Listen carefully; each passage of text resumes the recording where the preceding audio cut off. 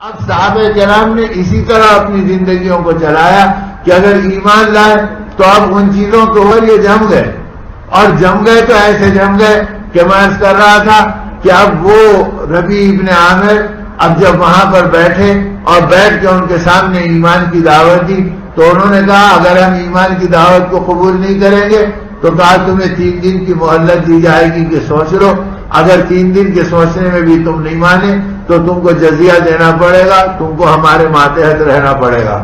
اچھا ہمارے ملک میں آ کے تم ہم کو ماتحت رہنا پڑا کہہ رہے ہیں، اگر ہم ماتحتی تمہاری قبول نہیں کرتے تو اپنی وہ مٹھ والی چھوٹی سی تلوار اٹھائی اور فرمایا اللہ میدان میں اس سے فیصلہ کریں گے، اب دیکھنا اللہ کا فیصلہ کیا ہوتا ہے۔ تو فیصلہ اللہ کا سنا رہے ہیں، بندوں کا نہیں سنا رہے۔ تو اس طرح اللہ کا نام، اللہ کا کام، اللہ کی منشا، اللہ کی مرضی، اللہ کی مشیت، اللہ رب العزت کے احکام، اللہ کے نبی کے طریقے اور ان کے والے اعمال، ان کی والی فکریں، ان کے والی تمنا، اب یہ سب کچھ سر سے لے کے پیر تک جسم ہمارا گوشت پوش کا ہے اور ہمارے اندر کی بے چینی اور بے کلیاں ایمان اور اعمال کی ہے۔ تو یہ رخ پر اس امت کا ذہن بنایا گیا تھا اور مٹھی بھر تعداد کو نبی پاک صلی اللہ علیہ وسلم نے اس بنیاد پہ کھڑا کیا تھا۔ تو اس کا نتیجہ یہ تھا کہ ہر غیر کے تاثر سے صحابہ پاک ہیں اور ہر غیر کے جذبے سے صحابہ پاک ہیں۔ اب ایسے پاک ہیں کہ یہ چل رہے ہیں تو ان کی ضرورت تو بھائی اللہ پوری کرے گا۔ مسجد سے نکلے ہیں، گھٹا ٹوپ اندھیرا چھایا ہوا ہے، اب یہ ڈر ہے کہ کہیں سے دشمن ہمیں تیر نہ مار دے۔ اب 2 صحابی ہیں اور آپس میں مشورہ کر رہے ہیں کہ بھئی گھر تک جانا ہے، اب کیا کریں گے؟ انہوں نے کہا کیا کریں گے؟ اللہ سے دعا کریں گے۔ اور کہا دعا کرو۔ انہوں نے دعا کی کہ اللہ ہماری حفاظت کا سامان فرما۔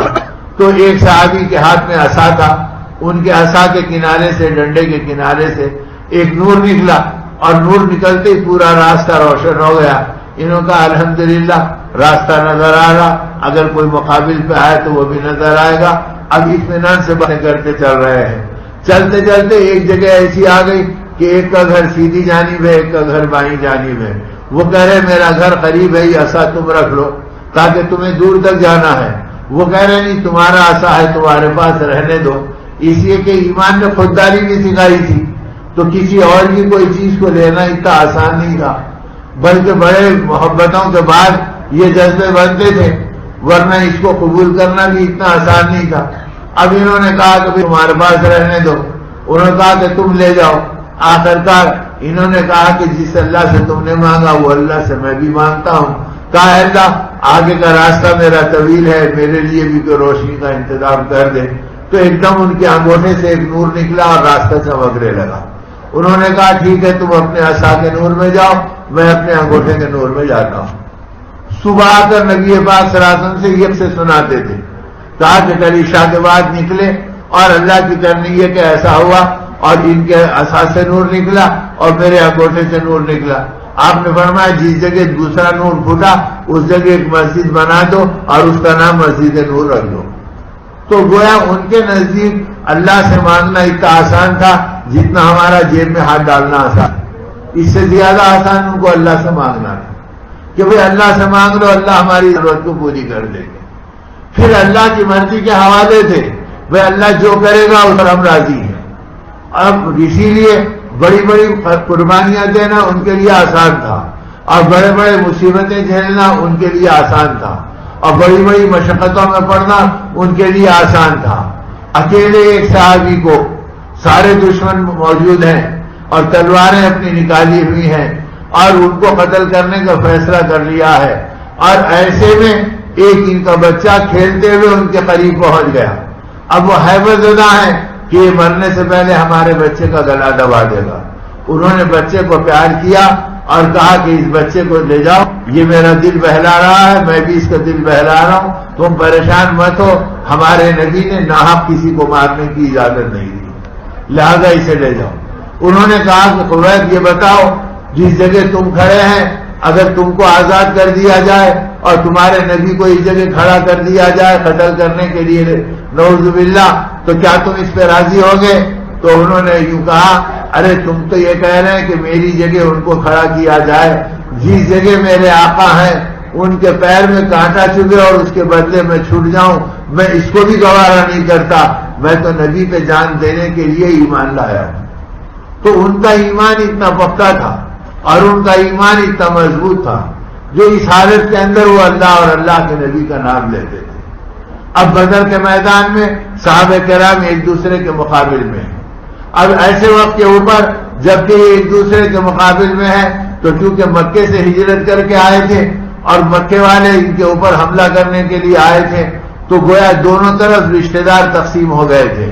ایک طرف باپ تھا تو ایک طرف بیٹا تھا، ایک طرف بھائی تھا تو ایک طرف بھائی تھا، ایک طرف چچا تھا تو ایک طرف بھتیجا تھا۔ یہ منظر دیکھ کر حضرت ابو عبیدہ کہتے ہیں میرے باپ کی آنکھوں میں خون آیا اور کہا اوہو، ان کی نبی کی محبت میں یہ دن دیکھنے کو آ گئے کہ آج بیٹے باپ کے اور چچا بھتیجے کے مقابلے کے اوپر آ گئے اور میرا بیٹا میرے مقابل پہ کھڑا ہے۔ اس نے جھلا کر اپنی تیر کو نکالا، اپنی ترکش کو لگایا اور اپنے بیٹے کو نشانہ بنایا، لاؤ پہلے میدان اسی کا صاف کر دو۔ حضرت ابو عبیدہ کہتے ہیں میں باپ کو دیکھتا رہا، ان کی تیر کمان سے نکلی اور مکے کے مشہور تیر اندازوں میں میرے اور میرے باپ کا نام سر فہرست تھا۔ زندگی کے اندر مکے میں کوئی گواہی دینے والا نہیں تھا کہ ہمارا نشانہ کبھی پھسلا یا ہمارا نشانہ کبھی خطا کیا۔ اب ایسی حالت کے اندر جب باپ نے مجھے تیر ماری تو وہ تیر آئی اور میرے کان کو چھوتے ہوئے گزر گئی، اور پھر تیر آئی تو وہ میرے سر کے اوپر سے گزر گئی، پھر کوئی تیر آئی تو سامنے کو گر گئی، کوئی پیچھے کو چلے گئی۔ غرض یہ کہ میرے باپ کے تیر پہ تیر گر رہے ہیں اور اس کا غصہ بھڑک رہا ہے، لیکن ہو یہ رہا ہے کہ کوئی تیر مجھ تک کے نہیں آ رہی ہے۔ اور جب اس کی ترکش خالی ہو گئی تو میں نے کہا بے شک میرا باپ مکے کا مشہور تیر انداز ہے اور آج تک اس کا نشانہ خطا نہیں ہوا، اور آج بھی میری جگہ کوئی اور ہوتا تو نشانہ فیصلہ کرتا، لیکن بیٹے کی محبت میں باپ کا نشانہ پھسلا ہے، لیکن میں نبی کی محبت میں اپنا تیر لگاؤں گا اور اپنی کمان کو تیز کروں گا اور پھر اس کی طرف رخ کروں گا۔ یہ کہہ کر اپنی ترکش اٹھائی اور اس پہ تیر لگایا اور باپ کو اپنی تیر کا نشانہ بنایا، اور ایک ہی تیر کہتے ہیں گلے میں لگ کے پار ہوا اور خون کا فوارہ نکلا، وہ سر کے بل اپنی سواری سے گر پڑے، یہاں تک کہ یہ قریب پہنچے اور اپنی تلوار سے ان کے سر کو تن سے جدا کیا اور سر کے بال پکڑ کے سر اٹھایا اور دور سے نبی پاک صلی اللہ علیہ وسلم کے قدموں کی طرف پھینکا اور کہا اللہ کے نبی، باپ جیسی محبت آپ کی محبت سے ٹکراتی ہے تو ہم اسے قربان کر کے آپ کی محبت کا ثبوت دیں گے۔ تو میرے دوستو، ان کے ایمان اللہ اور اللہ کے رسول پہ ایسے بنے تھے۔ اس کا نتیجہ یہ تھا کہ اس زمانے کے تینوں کانٹیننٹ کے اندر حضرت عمر رضی اللہ عنہ کے زمانے میں اسلام پھیل گیا تھا، اور حضرت عمر رضی اللہ عنہ کی خلافت کے پورے احکام ان پورے بر اعظموں کے اندر جا رہے تھے۔ یہ باقی کے تین تو اب دریافت ہوئے، اس زمانے میں تین پر ہی دنیا چل رہی تھی، تو گویا پوری دنیا کے اندر گویا دین کا پھیلنا اور دین کا جمنا چند صحابہ کرام کے نتیجے میں جو ہزاروں کی تعداد میں تھے، اور اللہ نے ان کو اپنی قدرت سے قبول فرما لیا اور ان کی بات کو اللہ نے پوری دنیا میں چلا۔